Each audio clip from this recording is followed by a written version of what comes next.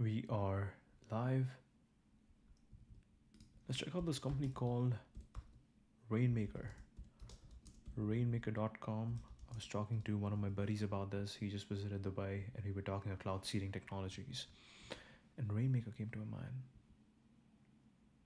It seems like we're asking Rainmaker.com based on available information. It's the website for Rainmaker Technology Corporation, an engineering organization focused on solving water scarcity through precipitation enhancement technology. They provide water for farms, watersheds, and ecosystems using methods like cloud seeding, water resistant drones, and sustainable cloud seeds to increase precipitation and support agriculture, water supplies, and hydroelectric power. The company is based in El Segundo and emphasizes rapid iteration to address freshwater depletion caused by global consumption and changing climate patterns. Tell me more.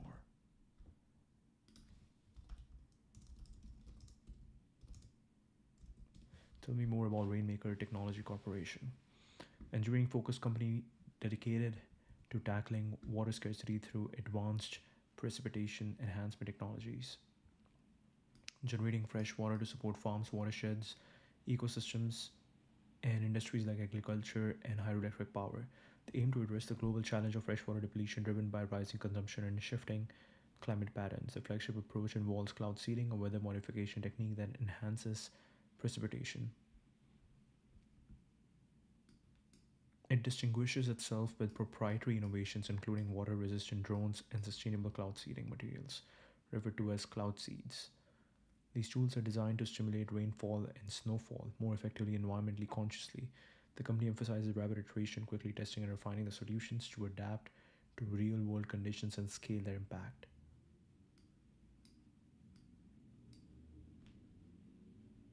Oh, I like this question, or I like this part. Think harder. Okay, let's see what do we find. We looked into Rainmaker's website, a beautiful website. Look at this. Rainmaker provides water for farms, watersheds, and ecosystems, fortifying growth and stewarding the natural world, making Earth habitable. Increasing global consumption and changing climate patterns are accelerating the depletion of freshwater resources. Humanity is responsible for protecting the vitality of the natural world and civilization. Rainmaker's precipitation enhancement technology is the only immediate scalable solutions to create abundant fresh water. Keep growing supply utilities, mitigate storms, restore ecosystems. Reduce storms severity with cloud seeding. Okay, that's interesting. So it's like if the storm is kind of developing, you can predict that if we let it develop, it's going to be bad. So let's let's make the rain fall in chunks so that it's not all at the same time and causing a massive storm. Supply utilities. That's just a guess, by the way. Restore ecosystems. Rainmaker can restore natural ecosystems for our children to inherit and enjoy. Make utility operators more resilient. The frontier of precipitation enhancement. The frontier of precipitation enhancement is pioneering a modern precipitation enhancement system. We develop and incorporate radar validation, weather resistant drones, numerical weather modeling, and sustainable cloud seeds into an effective water resource solution. The time is now. The time is now. How to make it rain. That's perfect. How to make it rain. Tackling water scarcity, precipitation enhancement technology, provide reliable water supplies for agriculture, watersheds, hydroelectric power, and ecosystems. What do they do? Cloud seeding, a technique that enhances a cloud's ability to produce rain by introducing particles that encourage water droplet formation.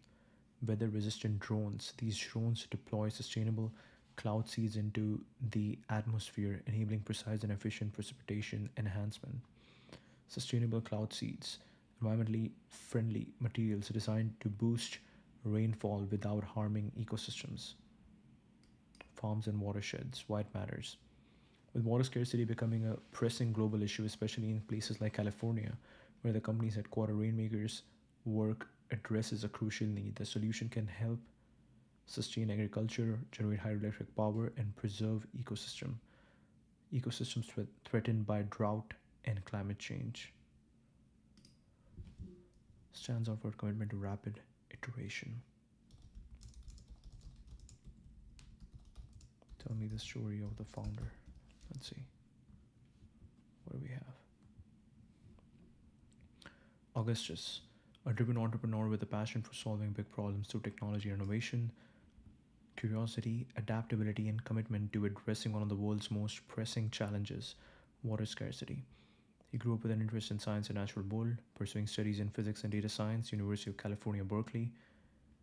His path to water technology was on a straight line and emerged organically from a mix of personal experiences and unexpected opportunities. During the COVID-19 pandemic, while living with his family in Texas and attending Berkeley remotely, he struck up a friendship with a key figure in his story, the biggest water well driller in Texas. They met at a gym, a recurring theme in Augustus' life. As he's noted, it's often where he's made meaningful connections.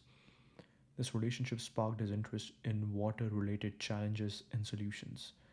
Initially, Augustus co founded Terra Seco Solutions, a company focused on water production, likely through desalination or similar technologies. While working on Terra Seco, he began exploring alternatives to traditional water generation methods, seeking solutions that could scale and adapt to diverse environments. His research led him to cloud seeding, a weather modification technique that enhances precipitation by introducing particles into clouds. To Augustus, cloud seeding felt like something out of science fiction, akin to nuclear energy or space travel, with the potential to transform how humanity interacts with the environment. He saw it as a way to not just manage water scarcity but to create abundance, preventing societal decline in water stressed regions. Early 23 made a pivotal decision, sold his stake in TerraSeco to focus entirely on his new vision. That vision became Rainmaker Technology Corporation, a company he founded to revolutionize precipitation enhancement using modern tools like weather resistant drones, sustainable cloud seeds, and advanced meteorological software. His goal was ambitious to bring cutting edge cloud seeding back to the forefront of the United States, a country that pioneered the technology in mid 20th but had since lagged behind nations like China. His philosophy is deeply rooted in the sense of purpose. A practicing Christian, he believes individuals are guided toward specific vocations. He's described how a series of open doors led him to water technology, a field he never imagined entering just a few years earlier. His approach blends this personal conviction with the practical, hands on mindset evident in Rainmaker's emphasis on rapid iteration and real world testing. He's working to make the company a leader in climate technology, aiming to support agriculture, ecosystems, and communities by increasing rainfall where it's needed most. That's really cool. That is really cool. The gym thing is really cool. Yeah, it really depends. Network effects, right? Like it depends. It also depends on where do you go to gym. In my gym, I mostly find people who work in mining, tech, finance, stuff like that. But if you go to a gym in Silicon Valley, you're pretty much around very interesting people. Okay, let's see. How does cloud seeding actually work? Enhance precipitation, rain, snow, or other forms by introducing specific substances into clouds to encourage water droplets or ice crystals to form and grow. It's grounded in meteorology and atmospheric physics, and while it sounds futuristic, it's been around since the 40s. Wow. Basics. Clouds are made of tiny water droplets or ice crystals suspended in the air. For precipitation to occur naturally, these droplets need to grow large enough to fall to the ground as rain or snow. This happens when they collide and merge in warm clouds, or when ice crystals form and attract water vapor. However, many clouds don't produce precipitation efficiently because the conditions aren't quite right. There aren't enough natural seeds like dust or ice particles to kickstart the process. Cloud seeding provides those seeds artificially, giving the cloud a nudge to release its moisture. How it's done. Targeting the right clouds. Cloud seeding works best with clouds that already have moisture but aren't precipitating effectively. These are often supercooled clouds containing water droplets below freezing, around -10 to 0, that haven't turned into ice yet, or warm clouds with high humidity. Meteorologists use radar, satellite imagery, and weather models to identify suitable clouds. Hmm.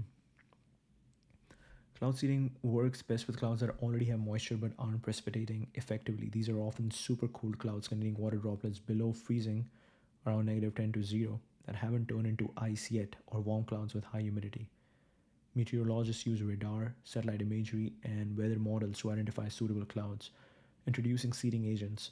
The most common substance is dry ice, frozen carbon dioxide, or silver iodide. The, these are dispersed into the cloud using aircraft drones or ground based generators. Dry ice cools the air rapidly when it sublimates, turns from solid to gas, causing water vapor to freeze into ice crystals. Silver iodide has a crystal structure similar to ice, so it acts as a nucleus around which water vapor can freeze even in slightly warmer conditions. It's effective because it mimics natural ice forming particles. The precipitation process. In cold clouds below freezing, the newly formed ice crystals grow by attracting more water vapor, process called the Bergeron process. As they grow heavier, they fall, melting into rain if temperatures below the cloud are warm enough, or staying as snow if it's cold. In warmer clouds above freezing, seeding can use materials like calcium chloride or other hygroscopic water reacting particles to encourage droplets to collide and merge, forming larger drops that fall as rain.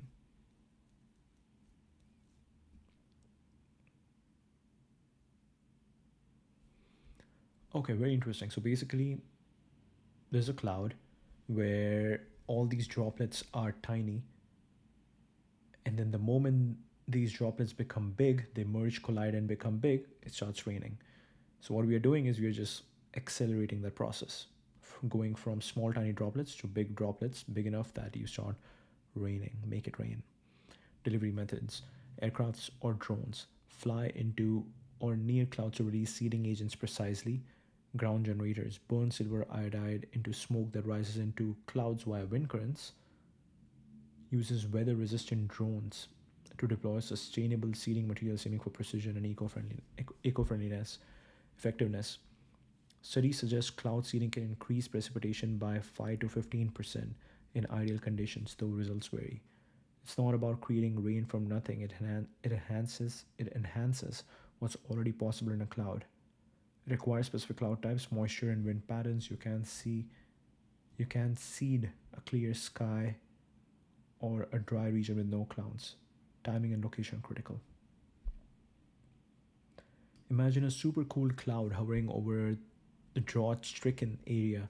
A drone flies in, releasing silver iodide particles. These particles trigger ice formation. Within minutes, the ice crystals grow, pulling moisture from the surrounding air.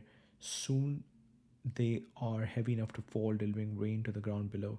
That's the ideal scenario and what companies like Rainmaker aim to achieve. It's a blend of chemistry, physics, and meteorology, fine tuned to work with nature rather than against it.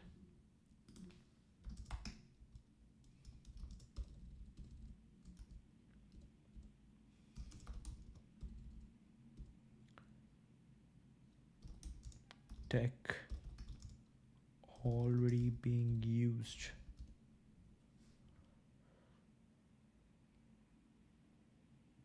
Is not yet widely deployed in operational use, but the company is actively working towards implementation.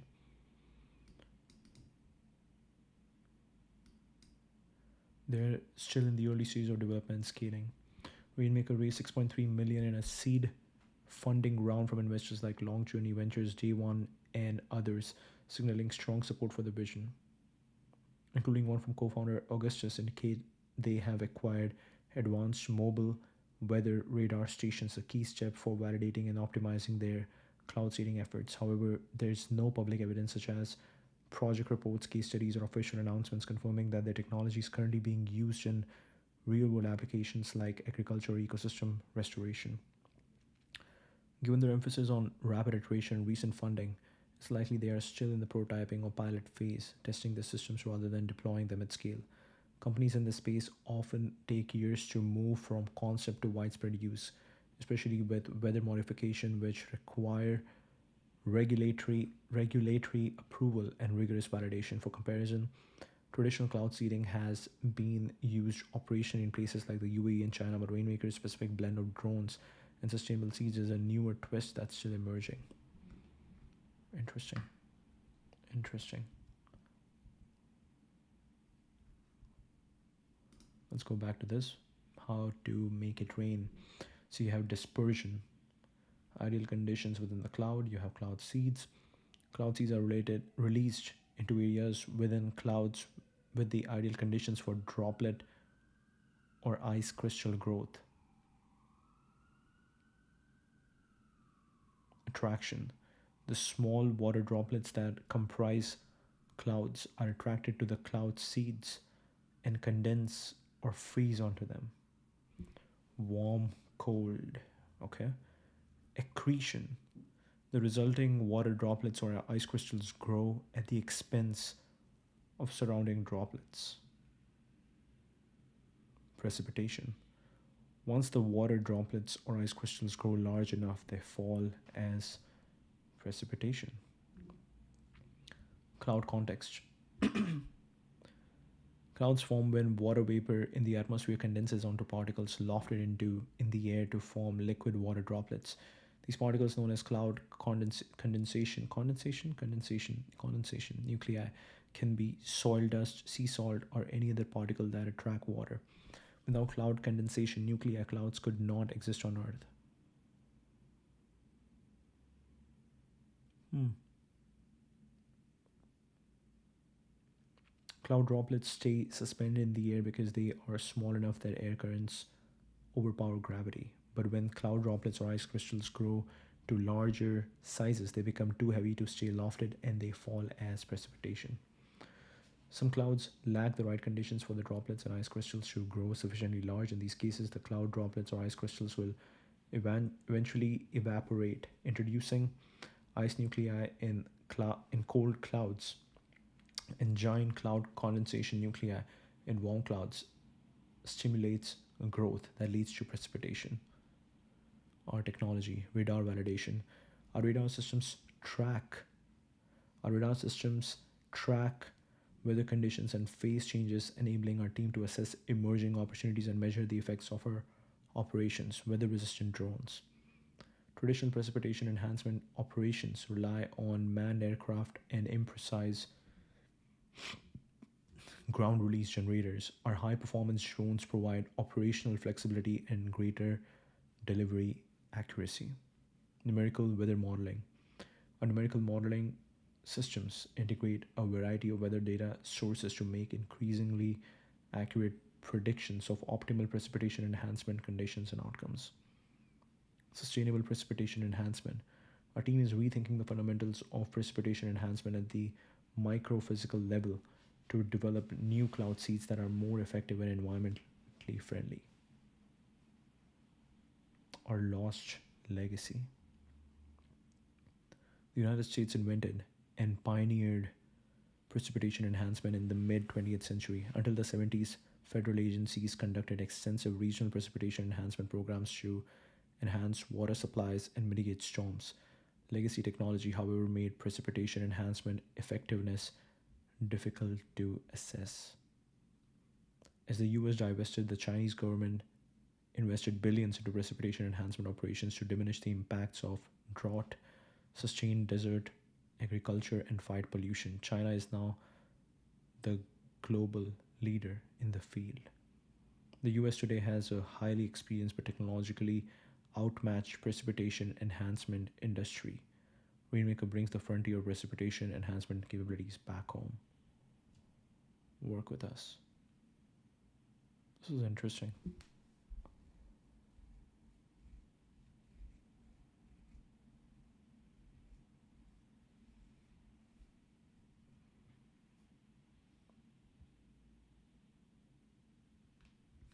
Very interesting.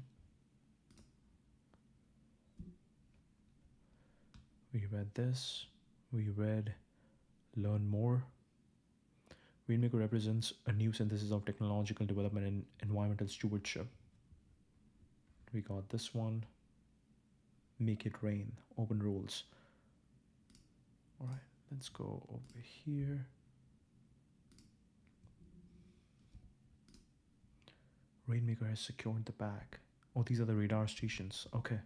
Acquired the most precise and advanced mobile weather radar stations in the United States. Wow.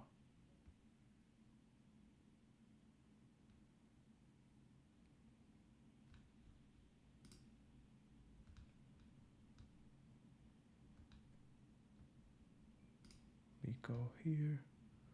Rainmaker worldwide. Alright, we go back to Augustus and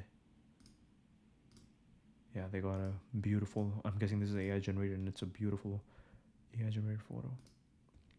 The cloud seeding conspiracy theory thread.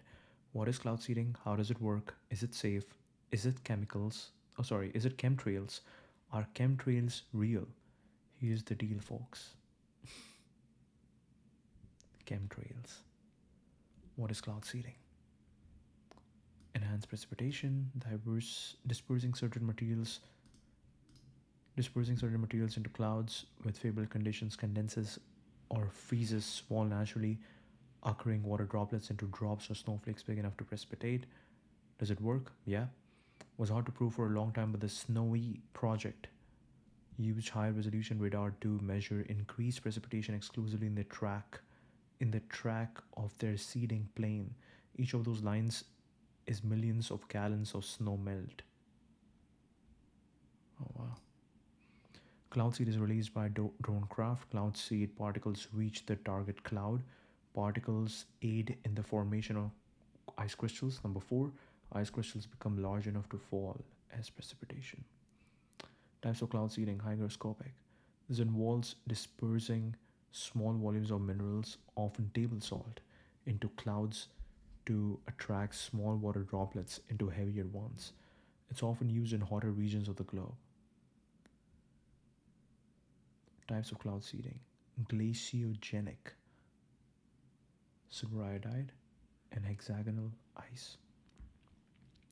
This involves dispersing small volumes of minerals that freeze small water droplets into snowflakes large enough to fall. Silver iodide has been used for decades and has a crystal structure like ice. Wait, people have been cloud seeding for decades? Yes, the technology was invented in the United States in 1946. We used to have large programs. China now spends 100 millions more than us per year. Here's the map of all the active programs in the US and abroad.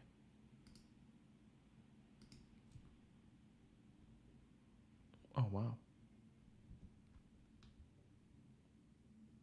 Is AGL? I read AGI, but that's silver iodide.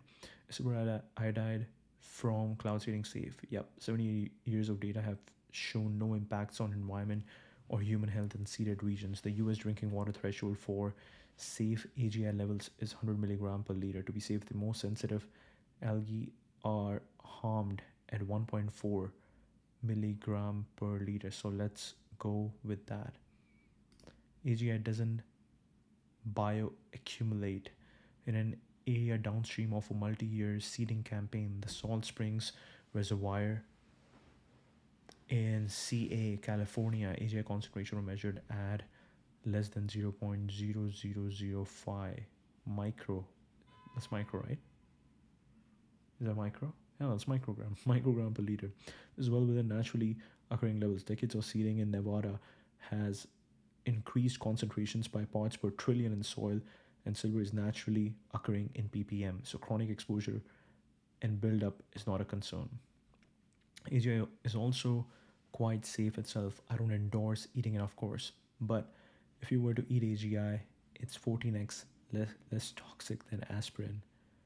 AGI is insoluble in water and fat, so an adult would need to eat close to zero point 0.4 pounds in one sitting for a toxic dose. You're stealing rain from other people. Nope. The body of evidence from decades of American university is seeding is positive sum. Only 9% of atmospheric water precipitates, and seeding precipitates 1% more of the non precipitating ice liquid. 34 years of data from Utah show mild increase in precipitation downwind.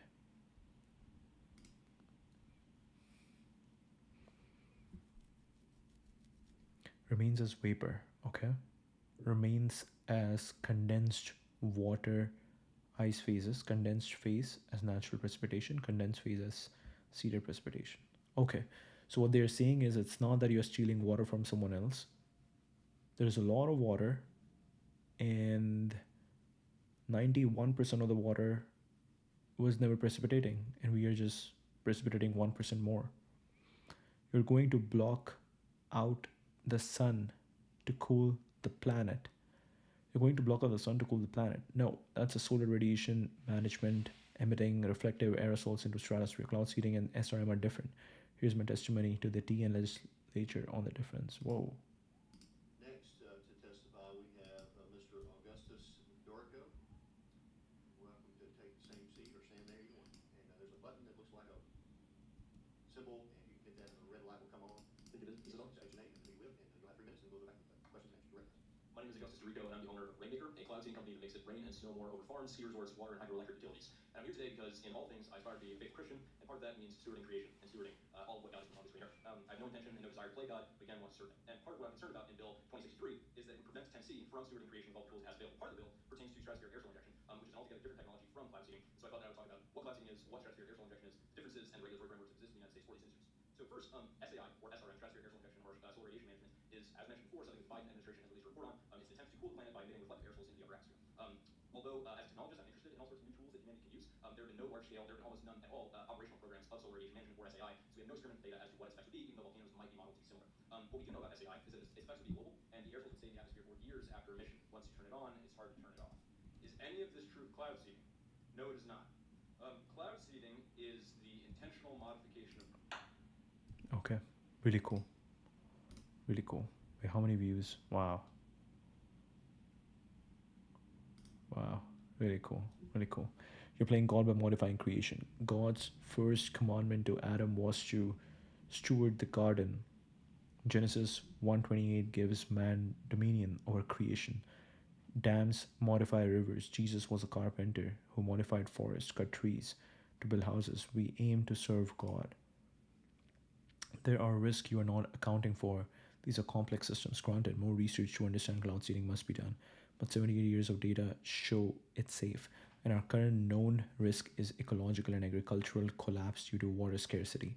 A calculated risk is better than inevitable demise. Chemtrails. First, you'll never see cloud seeding in open blue skies. Only certain puffy clouds are seedable on the left. Second, the clouds you see on the right are contrails, frozen water emitted by plane engines. Although I recommend you don't drink jet fuel, the concentrations of toxins dispersed from plane flight is negligibly low. If toxic government sponsored chemtrails, not cloud seeding or SRM, exist, let's see the evidence. That's a wrap. Cloud seeding is necessary technology to avert worsening drought, and the CCP is using it regardless. We must steward it well. Attached are some relevant papers referenced for your diligence. Did I miss any questions? Let me know and I'll respond in the thread. Very cool. This was last year. I just want to see the main comments. Okay. Is Make It Rain hiring? Yes. Thanks for explaining that. Been watching for this. Okay.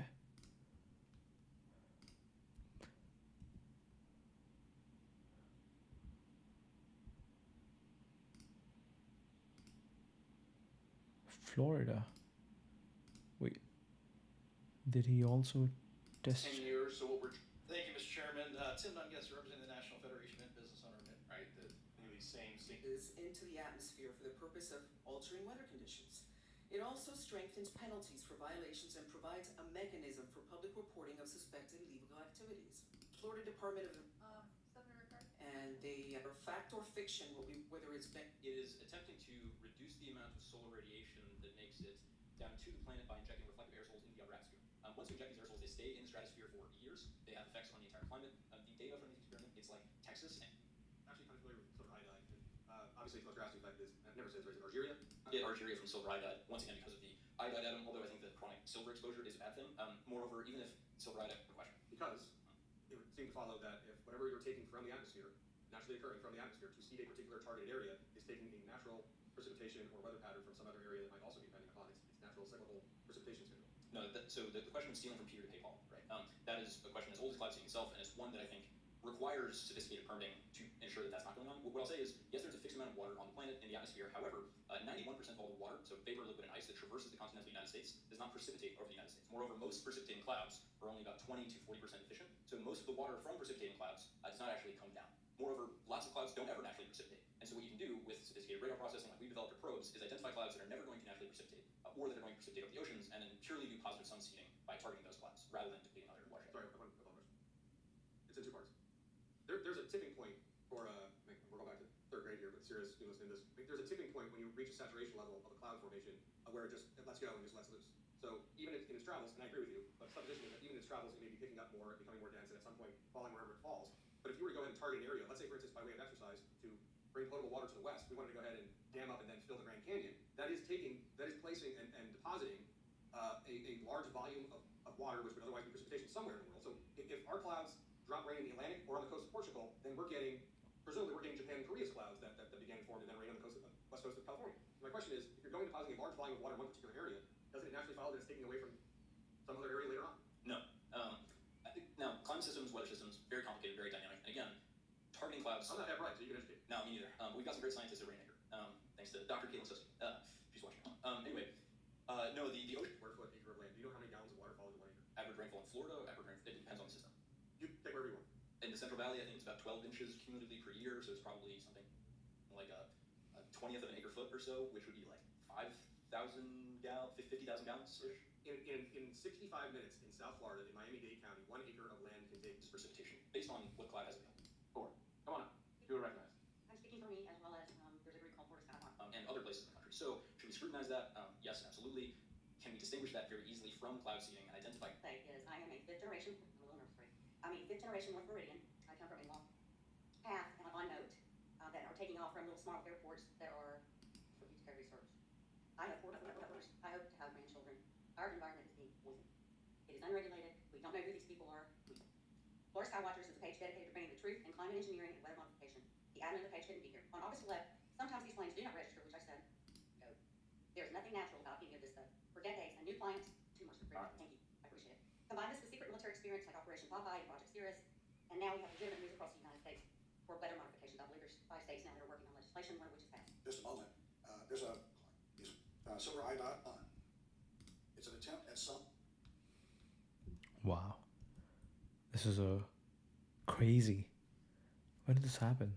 18 March 2025. Okay. Just 2 days ago. Oh, wow. After discussion of weather modification, geoengineering. 80 up next.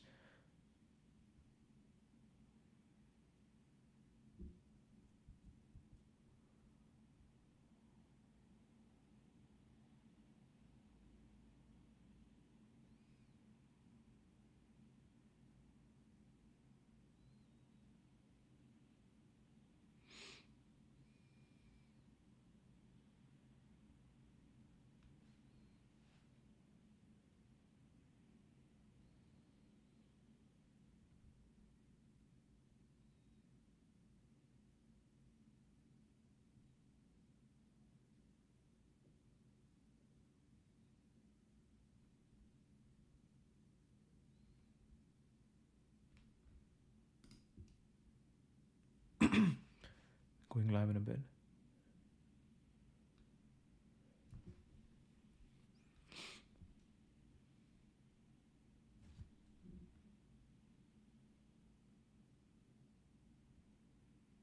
There is so much alpha in being willing to fly, spend the day flying to a major airport to connect to a regional airport to drive to an even smaller city to have a long hour-long conversation in person.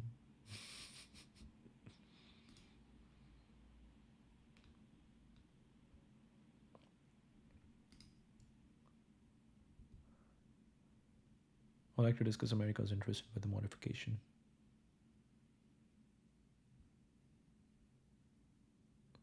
Drinking a white monster less than 12 hours before he's scheduled to testify in front of the Florida state legislature.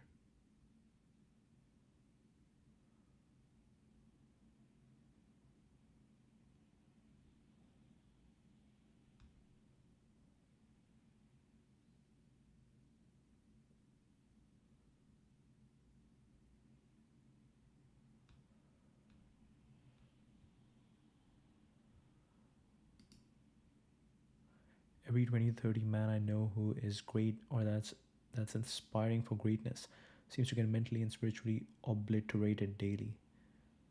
They are not without joy, wisdom, or purpose, but constantly raw. Maybe that's the cost of glory. Maybe I'm just a sensitive young man.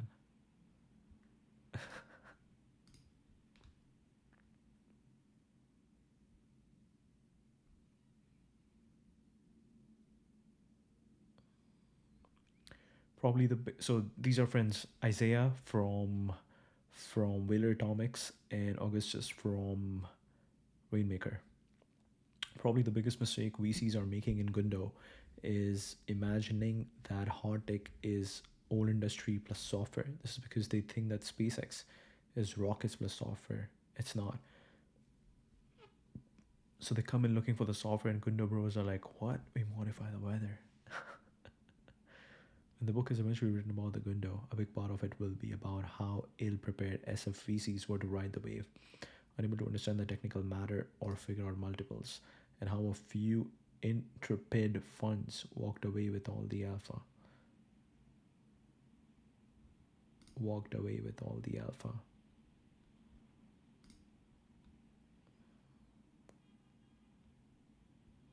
Very interesting. Terraforming Earth is crucial for humanity to achieve Type 1 civilization. I think space is important both for answering these deep questions, seeing humanity out in the great beyond, and thinking more deeply about these problems that can be done in space and with more information from space. My concern now is making Earth habitable. There are effectively infinite swaths of uninhabitable desert as it stands, and there are areas of the world that are being lost to desert with their biodiversity being destroyed. Now, as I've come to faith, I'm a Christian, my interest in space is no less than before. I think that it's critical that humanity has a frontier. There's some book, I forgot what it's called, but it talks about how the frontier in the American West was always sort of this pressure release valve. In Europe, because everybody was bunched together, there was no positive some opportunity because people weren't really innovating. You had wars. Whenever there was overpopulation or some sort of tension, you couldn't take all of the vigorous young men and just ship them off to the middle of nowhere. In space, you can do that because it's a frontier. There's infinite space for us to occupy. But on Earth, we also have great frontiers that are as yet uninhabited and can be terraformed to be made habitable to both humanity and more species. So space is still important, but I'm more concerned about Earth now because I think that we have a good opportunity to make ourselves a Type 1 civilization before even we become multi-stellar. There's this thing called Kardashev scale, a Type 1 civilization. We are, I think, Type 0.6 or something like that. A Type 1 civilization is one that harnesses all the energy on their planet, their singular planet, for productive ends. That means using all the kinetic energy and potential energy in the weather to power systems. So maybe that means some sort of generator that just uses the flow of air to produce electricity, but also practically it might mean using all of the water in clouds to power hydroelectric dams or more. It means using geothermal energy from the core of the earth to power things. It means using more of the solar and certainly uranium that we have access to. And if I shout out Isaiah, that's what a Type 1 civilization is. It's one that uses all the energy it possibly can on its planet. This is crazy. Like just two buddies. One is working on making it rain, making sure we no more have deserts, we have habitable land, and the other guy working on abundance of energy, nuclear reactors.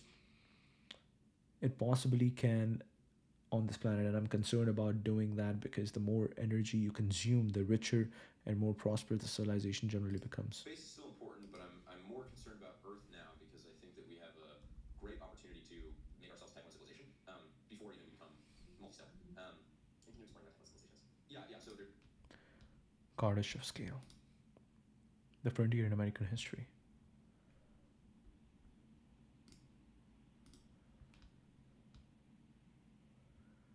The recent genetic engineering of woolly mice has us thinking, what would woolly humans look like? well, I want to see people walking around with haircuts. How about we're gonna get woolly mice pretty soon? That would be nice. That's cute. Yeah. Yeah, but Yeah. like in our houses. Right. I mean, I would love to see woolly, like, let's do a woolly mate. Like, I want to see people walking around with haircuts like that. You know, has a haircut like that, and that mullet picture, Augustus Dorco. That mullet of his is looking very woolly mouse. Looking out for a trend. Love it. Love the woolly mice. We should do more woolly mice content. You're correct. Yes. Woolly mice in the future. We're hanging They're around. in the future. The more you see startup founders like Zach B. Dell building Base Power, formerly Thrive Capital. Wait, I know Base Power. I think one of my friends joined Base Power. Yes, one of our friends joined Base Power. Showing up at state houses, the more you know, we are starting to solve problems that actually matter. We are starting to solve problems that actually matter. This is really good. Like smart people talking about smart things. Rainmaker Co.'s finance director and I are in the car together for the next 7 hours. AMA.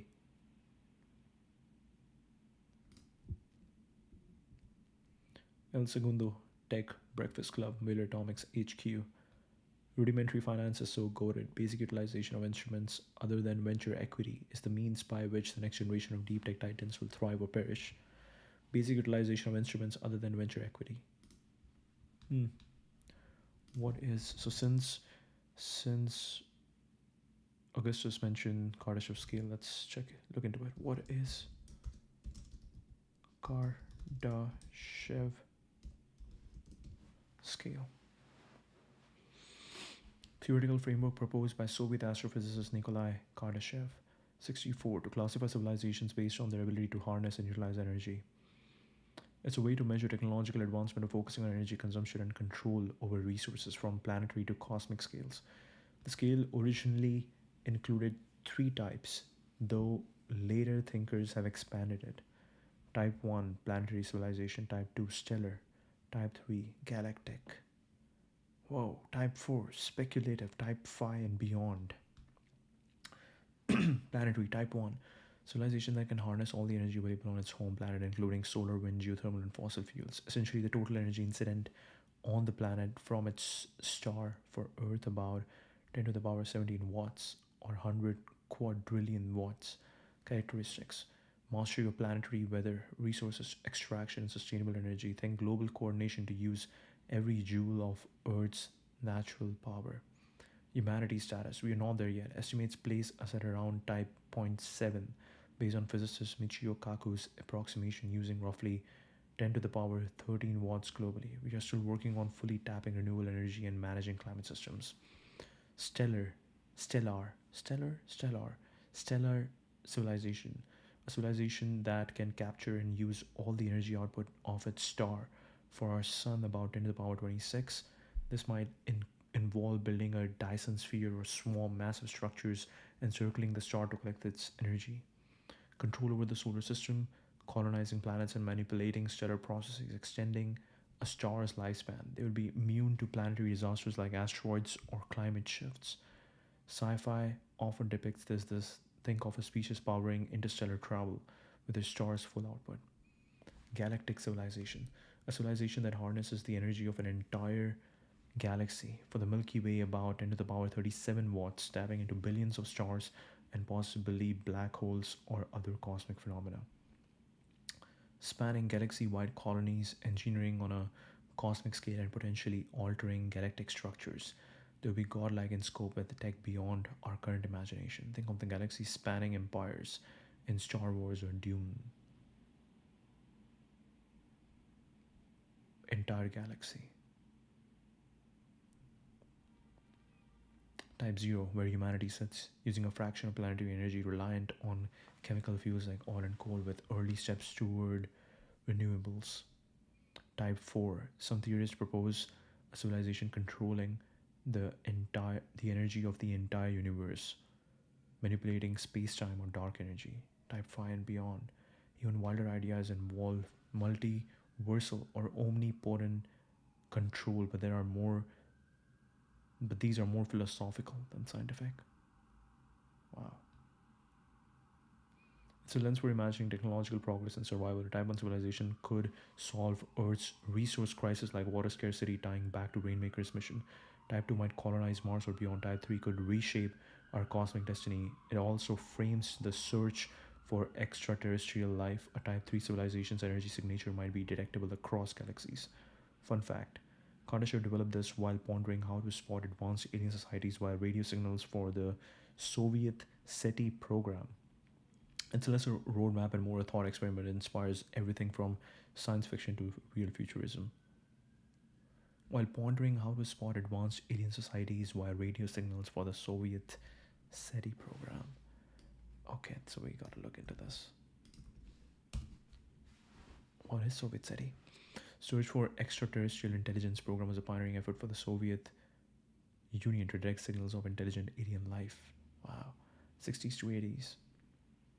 While less famous than its American counterpart, it was ambitious, innovative, and deeply tied to the Cold War era's scientific and ideological landscape.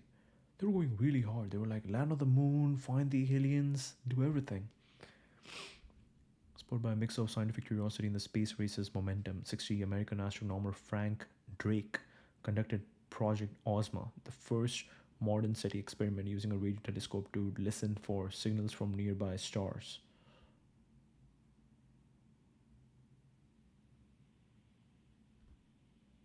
Really cool.